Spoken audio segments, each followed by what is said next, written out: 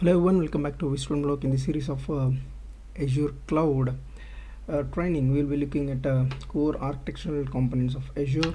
So let's begin. So core Azure services we are looking at is Azure account, how to create Azure account, Azure physical infrastructure. We'll discuss about physical infrastructure like Azure region, Azure availability zones, region pairing, server name regions, resource groups, Azure subscription and Azure management groups. What are these? We are all discussing about this. So first we'll be looking at this picture where Azure account. Where, like to create Azure services, to create and use Azure services, we need an Azure subscription. So we need an Azure subscription, we need an Azure account. So once we create an Azure account, we are free to create additional subscriptions. So talking about the subscriptions, for example, your company might use a single Azure account for business and separate subscriptions for multiple departments like marketing, accounting, sales. After you have created an Azure subscription, you can start creating Azure resources within each subscription. So the hierarchy is like you need an Azure account, and in that you will be creating a subscription. In that subscription, we will be creating a resource group. So we'll discuss more about this. Resource group is like a folder on Windows where you put a lot of files. And resource are like resources, maybe like lot of resource, but there are different type of resource like virtual machine, network, and database services, lot more. So before discussing about this, we look at Azure region. So what is Azure region? So we'll discuss about this. So each Azure region features data centers deployed within a latency defined parameter. They are connected through a dedicated regional low latency network. This design ensures that Azure services within any region offers the best possible performance and security. So region is nothing but a geographical location. Like if you see America, so these are all the regions. These are all the availability regions. Europe, for this Europe, like we have these countries, and Middle East, Africa and Asia. So availability zones. So let me explain little bit. So all these these are interconnected with over the internet, fiber, dedicated fiber fiber cables. So if you Google for the Azure regions, it will show you lines between these countries. It means they are connected over the fiber cables, dedicated fiber cables. So each region, like if you see America have West US, West Central US, South Central US, even East US too. Like they named it based on the location. So US government, it's an dedicated like a region for government services. So if you are observing a dotted circle here, that means upcoming like availability region, like it's coming up in near future. If you see here also, like Spain, Qatar and other countries, like dotted means they are upcoming data centers in that particular region. So the white dot is availability zone. So if you see here, West US and Central US and East US, we have dots on that particular availability region. So that means a service provided. On that we'll discuss about availability region now. So availability region, if you discuss, like let's see this picture before. Like availability region have a one or more data centers here connected through a fiber channel, a fiber cable. So like yep. So we are discussing about this. So availability zones. Availability zones are physically separated locations within each region that are tolerant to local failures. Failures can range from software and even hardware failures to events such as earthquakes, floods, and fires. Tolerance to failure is archived because of redundancy and uh, sorry, tolerance to failure is achieved because of redundancy and local isolation of Azure services to ensure resiliency. A minimum of these of three separate availability zones are present in all availability zone enabled regions. So you see here we have one, two, three like availability regions available. Any availability zone is set up to be an isolation boundary. If one Azure zone goes down, the other continues to working. Availability zones are connected through high-speed private fiber optic networks. You can use availability zones to run mission critical applications and build a high availability into your application architecture by co-locating your compute, storage, network, and data resources within any availability zone and replication in other availability zones. Keep in mind that there could be a cost to duplicating your service and transferring data between availability zones. That means they will be charging for the replica copies of your resources as well as data transfer. So it's not free, just a fact. Even the additional resiliency that availability zones provide, it's possible that an event could be so large that it impacts multiple availability zones in single region. To provide even further resiliency, Azure has region pairs. So you can create you can create pairing between the two regions. One of the redundancy features Azure offer is region pairing. So each region is paired with another neighboring region within same geography, like means same country, something like that. This this pairing is to mitigate full region outages from large scale interruptions. This approach allows for the replication of resources across a geography that helps reduce the likelihood of interruptions because of events such as natural disasters, power outages, physical network outages, etc. For example, if a region in a pair was affected by a natural disaster, some service would automatically fail over to the other region in its region pair. The paired region is located at least 300 miles away to be isolated from the localized disaster, but close enough to be directly connected to ensure low latency for data replication.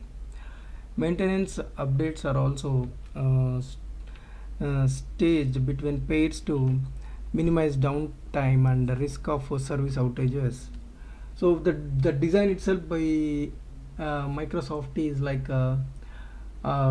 minimum 300 miles away, but it should not be far so that data latencies should not happen. So not all Azure services they automatically restored like a failover to other regions. Few applications you need to manually configure in that scenarios when an outage happens. Okay, so advantages. Advantages of region pairing, like if an extensive Azure outage occurs, one region out of every pair is prioritized to make sure at least one region is restored as quickly as possible for applications hosted in that region pair. Planned Azure updates are rolled out to paired regions at a time to minimize downtime and the risk of application outages. Data continues to reside within the same geography as its pair, and for tax and law enforcement judicialization purposes. So of next is sovereign regions, simply saying like government services, they come under this regions. So if you see here, US dot central, US Virginia, US government, Lava and more, these all under comes under sovereign regions. So not all no one will have access to this apart from government employees and government people who contracted for that particular government services. If you see in China also, like they have the same type of provisioning, but these are not directly managed by Microsoft. They partnered with 21 ViaNet. It's a third party, so Microsoft cannot do that directly. That is the reason. So Microsoft partnered with this vendor. So this is about like SLA. Talking about the SLA, so if it is pretty simple to understand, if it is a VM with no replication, so if it is a single virtual machine with the premium SSD or ultra disk, SLA is 99.9%. If a VM with SSD managed disk, standard SSD managed disk, it will be 99.5% SLA, means it should be up 99.5%. VM with a normal SSD, the normal hard disk, normal HDD managed disk, it will be 95%. So talking of the available sets, running a VM with one or more replicated copies on separate hardware within the same availability zone.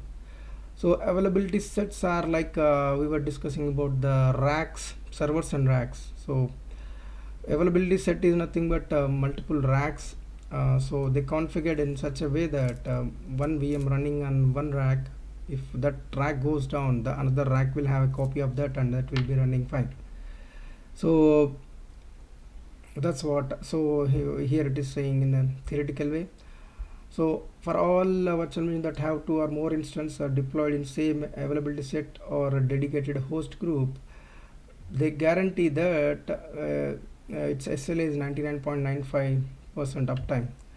So availability zones, so this is somewhat running a VM with one or more replicated copies on different availability zones, providing resiliency against data center failure. So it's like maybe one data center goes down, that the replica copy will be available in another data center. So for all virtual machines that have two or more instances deployed across two or more availability zones in the same region, then the SLA is 99.99%. So here availability sets are free, so they don't charge, but availability zones, for availability zones, if you configure it, there will be a fee for that, for the data as well as for the resources. So region pairing, running a VM with one or more replicated copies in different Azure regions,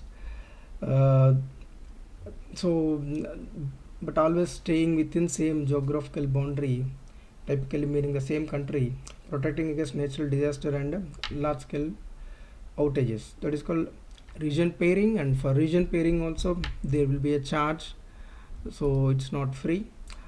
So all about like resource groups we are discussing. Resource groups are like is a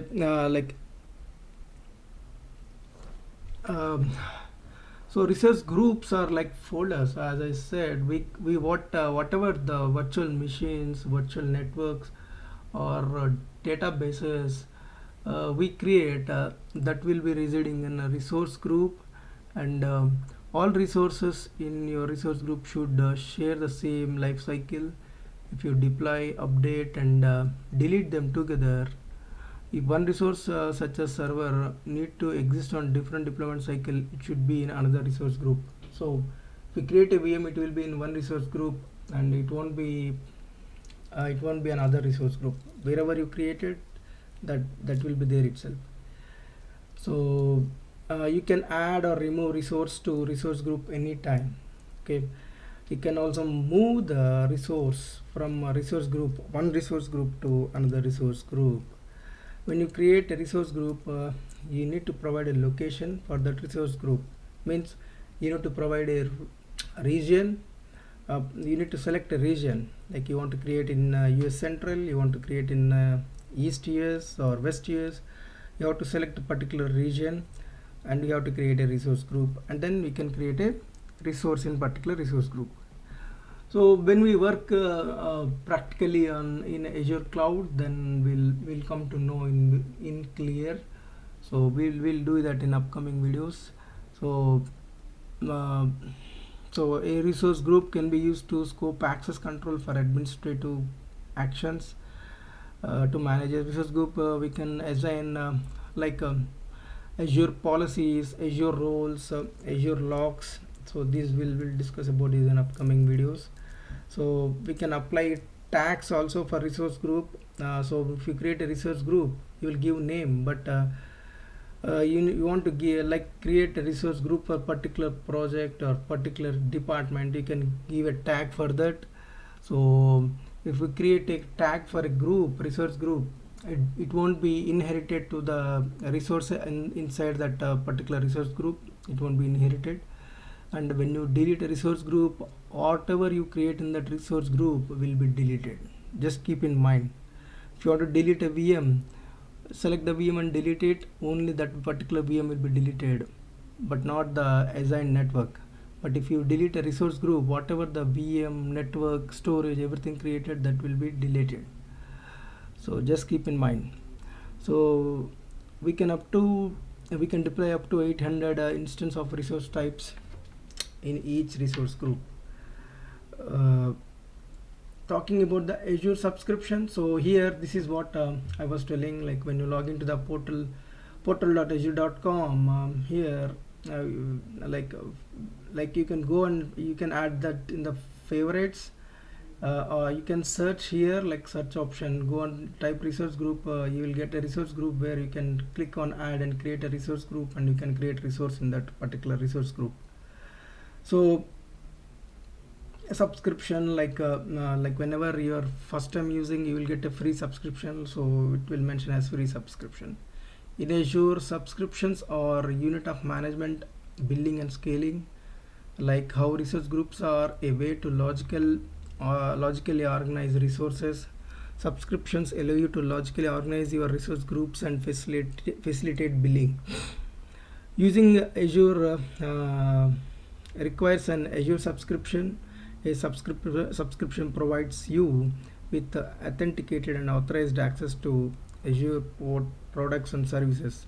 It also helps you or allow you to provision resources. An Azure subscription linked to an Azure account, which is an identity in Azure Active Directory or Azure AD, or in a directory that Azure AD trust.